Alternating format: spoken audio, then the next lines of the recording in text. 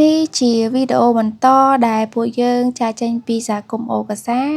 និងឈ្មោះទៅរកកន្លែងដែលពួកយើងត្រូវបោះតង់គឺនៅតំបន់ទឹកធ្លាក់នៅក្នុងស្រុកទឹកឈូខេត្តកំពតនឹងឯង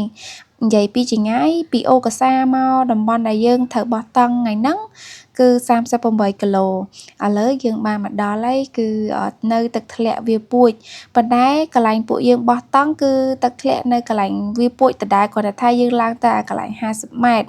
នៅវាពួចហ្នឹងមិនមែនមានតែមួយកន្លែងទេមាន50ម៉ែត្រមាន30ម៉ែត្រមានជាន់ទី5ជាន់ទី2ជាន់ទី1អីចឹងទៅហើយយើងឡើងមកដល់កន្លែងទឹកធ្លាក់ហ្នឹងប្រហែលជា1គីឡូជាងអីហ្នឹងឥឡូវយើងបានមកដល់ហើយប៉ុន្តែយើងអត់បានផ្តិតយកនៅទេសភាពនៅឡើយទេដោយសារមករៀងល្ងាចឥឡូវមុនដំបូងគេគឺយើងចាប់ផ្ដើមរៀបតង់មុនកុំឲ្យខាតពេលព្រោះដោយសារមករៀងល្ងាចខ្លះអត់តន់ចឹងណាបន្ទាប់ពីរៀបតង់រួចពួកយើងក៏ចាប់ផ្ដើមនាំគ្នាទៅរកទឹកដើម្បីយកមកក៏ទុកដាំបាយធ្វើម្ហូបលាងចានលាងឆ្នាំងរបស់ពួកយើងនិងអាហារពេលយប់របស់ពួកយើងនៅក្នុងថ្ងៃហ្នឹងអាហាររបស់ពួកយើងថ្ងៃហ្នឹងអត់មានអីទេមានស្ងោរផ្សិតជាមួយនឹងសាច់មាន់តម្រាំតែអាហារពេលយប់របស់ពួកយើងឆ្អិនមេឃក៏បានយប់ល្មមពួកយើងក៏ចាប់ផ្ដើមនាំគ្នារៀបចំអាហារនិងញ៉ាំបដាជជែកគ្នាបដាស្ដាប់សំឡេងសត្វយំបដាចឹងទៅបន្ទាប់ពីយើងញ៉ាំអាហារពេលយប់រួចយើងក៏នាំគ្នាតម្រិតខ្លួនបន្តិចដោយសារតាធ្វើដំណើរមករៀងហត់ហើយយើងក៏បានផ្តិតយករូបភាពពេលយប់តិចតួចយើងក៏ចូលគេងហើយបន្ទាប់ពីលងលក់អស់រយៈពេលយ៉ាងយូរឥឡូវកាត់មកដល់ព្រឹកហើយ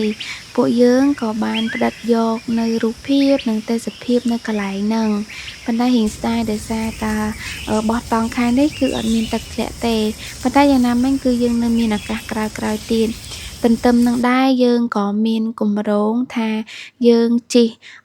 ទៅលេងនៅលើភ្នំបូកគោដើម្បីផ្តិតយករូប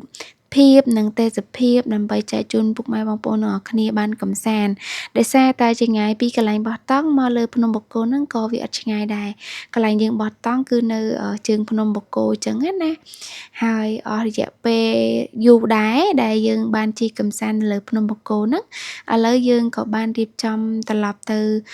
ភ្នំពេញវិញហើយអញ្ចឹងវីដេអូរបស់ពួកយើងនៅក្នុងថ្ងៃហ្នឹងមានតែប៉ុណ្្នឹងទេអរគុណសម្រាប់ការតាមដានវីដេអូរបស់ពួកយើងទាំងពីរ